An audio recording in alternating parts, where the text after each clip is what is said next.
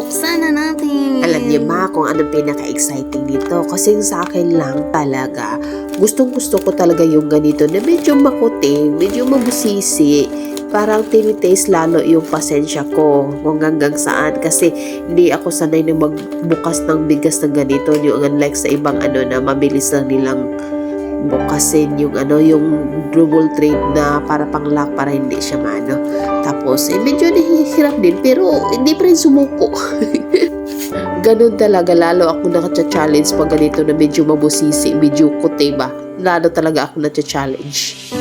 Pero still po, tinutuloy-tuloy po ko pa rin ang pagbukas. Although kahit parang napurol yung kunting na nagamit ko, pero nabuksan man din siya. Tapos ayan na siya, excited na talaga ako makita kung ano yung itsura o klase ng bigas na nabili ko. Kasi yung sample, although nakita ko naman yung sample, pero syempre, to make sure na yun.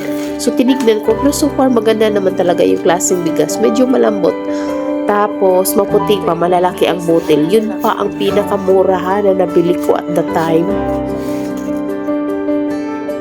Ito yung bigas na bitbit ko kanina mula sa bodega ng Atlas sa Mandawi. After work po, dumaan ako. Tapos, nagkarga ako ng isang sako na 50 kilos. Pagdating ko ng bahay, Diyos ko po, yung uso ng yabi ko. Galit na galit kasi kinarga ko yung 50 kilos. Yung safety ko lang kasi ang inaalala na kaso naman itong si ako may katigasan talaga ng ulo. Pinilit pa rin. Pero sawa ng Diyos na kaya ko din naman. Tapos ito yung klase ng bigas na nabili namin. Tapos ang laki pa ng butil. Tapos mabango pa siya. Tapos natikman ko na to. Kumbaga sa Bisaya yun yung tawag doon sa Tagalog. Nakakilaw na ko nito tapos lambot pa niya. Hopefully mas masarap ang niya. Masarap ng luto niya. Siya. Pero alam niyo sa totoo lang, mahal pa rin talaga ang bugas ngayon. As in, supers dito, nung bumili ako, ito yung pinakamura niya.